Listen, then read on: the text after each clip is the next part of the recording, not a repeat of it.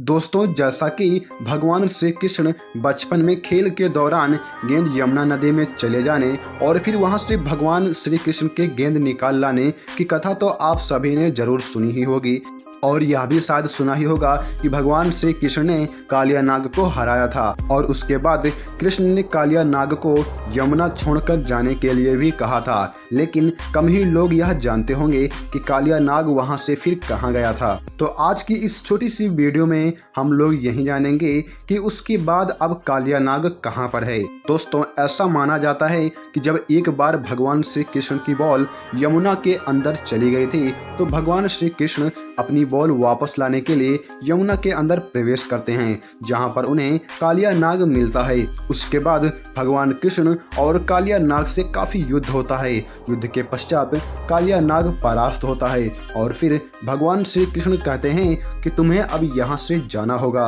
और जब कालिया नाग यमुना छोड़कर जाने लगता है तो भगवान श्री कृष्ण उसे श्राप देते हैं कि जब तुम पीछे मुड़कर देखोगे तो वहीं पर तुम पत्थर के बन जाओगे। कालिया नाग ने भगवान श्री कृष्ण की बातों को नहीं माना और जैसे ही वह मथुरा के जैत गांव में पहुंचा तो वहां पर उसने पीछे मुड़कर देखा और उसी वक्त कालिया नाग पत्थर का बन गया। कालिया नाग के इस मूर्ति के बारे में जैसे ही अंग्रेजों को पता चला तो उन्होंने इस मूर्ति को अपने साथ ले जाना चाहा और फिर अंग्रेजों ने मूर्ति को खुदवाना शुरू किया।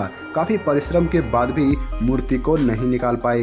अंग्रेजों के द्वारा जब मूर्ति नहीं निकल पाई तब अंग्रेजों ने उस मूर्ति पर फायरिंग और बम से वार किया। लेकिन चौंकाने की बात तो यह है कि उस मूर्ति को तनिक से भी खरोच नहीं आई। उसके बाद जब गांव वालों ने उस मूर्ति को देखा तो वह मूर्ति पूरी तरीके से खून से लथपथ थी।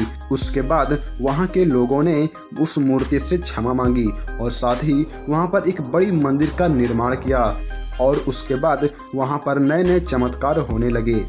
तो दोस्तों, अगर आप भी कभी मथुरा जाना तो इस मूर्ति के दर्शन जरूर करना।